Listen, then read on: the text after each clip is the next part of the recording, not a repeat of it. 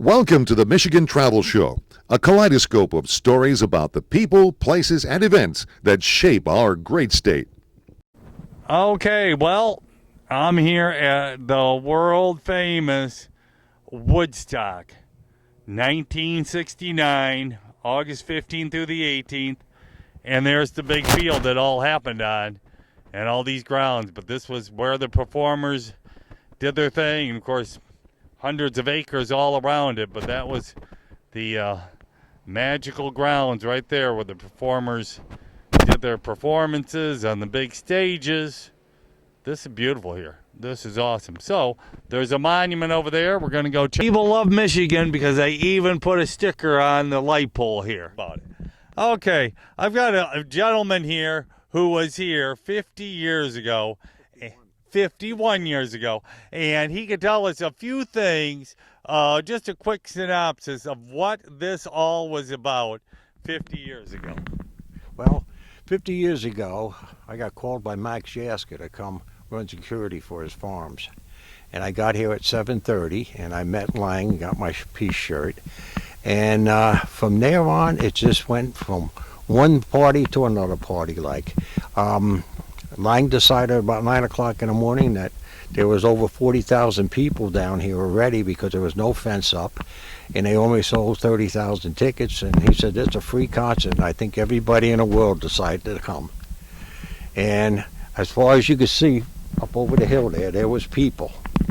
And Route 17B out, where you got here by, was a bumper to bumper, and nothing moved from Friday, probably by 8 o'clock in the morning, right on through to Monday. And Max was asked, in the beginning, hey, 30,000 kids are coming. He said, that's all right. I like kids. When I seen Max, when I left on Monday morning, I said, Max, you still like kids? And he thought a minute, and he says, yeah, but not so many. There was around, it says 400,000 people rolled in here. That's what they said. It's hard to say how many people. I met a lot of people throughout the years that never came in. They stayed on 17B in their cars and listened because you could hear it. Then when it rained, they closed the windows and stayed there, and maybe only come in for the act they wanted to see. But they would only get to the top of the hill there. It was just completely. There was people here that got here on Thursday and never left down in front of the stage until Monday morning when Henderson went on. Oh. He was supposed to go on Sunday night, but with the storms and not getting people in and out, he didn't go on till like 10 o'clock on Monday. And you said helicopters landed just behind us over here in an open field where they dropped their performers off. And you said down here, this little road down here, they built a bridge over it so performers could get in and out.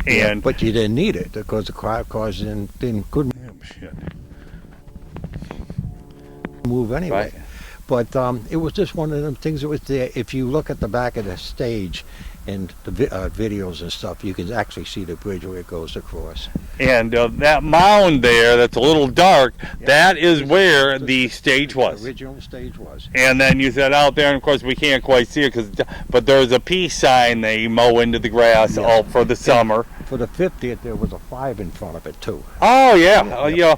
They let it go after that, but they have been mowing the peace sign in. And I've been driving around the Catskills, the area, and of course there's still a lot of signs up said 50th anniversary and the Heritage Trail and stuff like that. It's like with the Doves. They're like in about 50 different towns. Have you seen the Doves? Yeah, I've seen some of those. Yep. Yeah. But the towns bought them and somebody decorated them and they're there to keep. So for sure. We'll see if they're there in 10 years yet. You're right, of course. Well, this was pretty cool coming out here. This is definitely a special place. And you said up there, that building up there, they still have concerts, indoor. And you said that holds 5,000, 6,000, 7,000 people.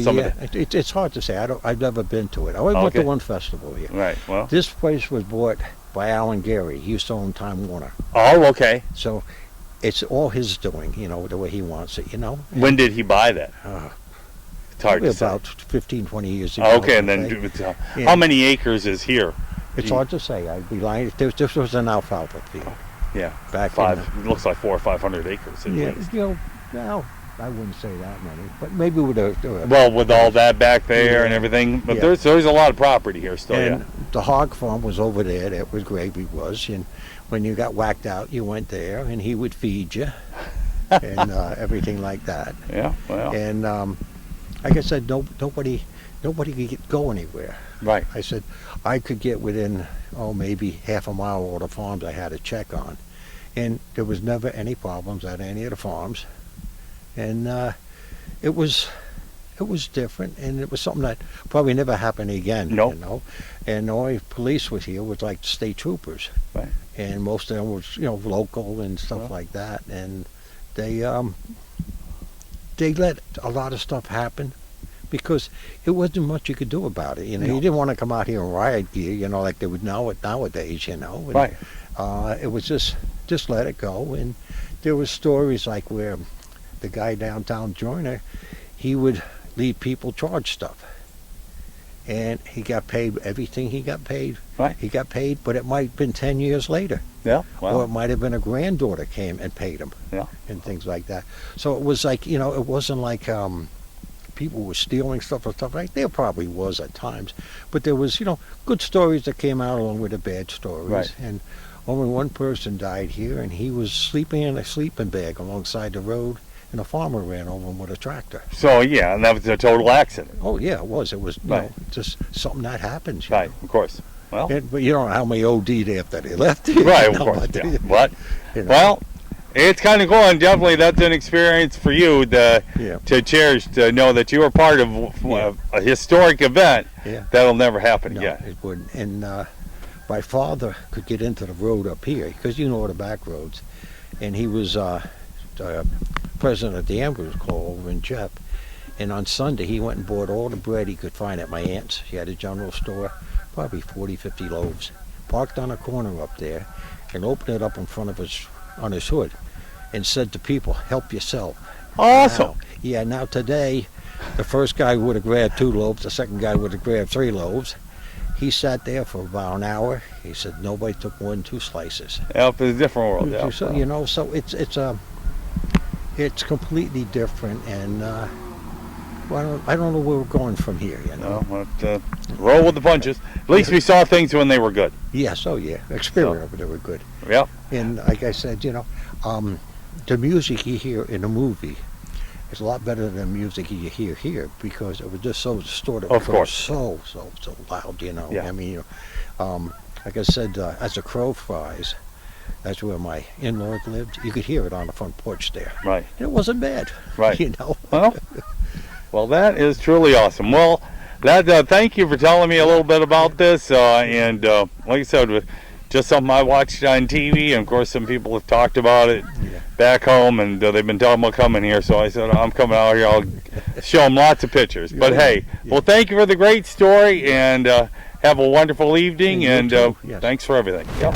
awesome. A big billboard here, and it says "Share the Music Again," and they have some pens over here and stickers, and people put up their names, and if they'd been here 50 years ago, or obviously new young people come along, put up their name and things that are happening in the world now. Pretty cool. Over here is the plaque for the Register of Historic Places for being the big music festival in '69. This is a museum and performing arts center. I hear there's a concert venue in the back side of there that holds 4,000 or 5,000 people, or maybe more.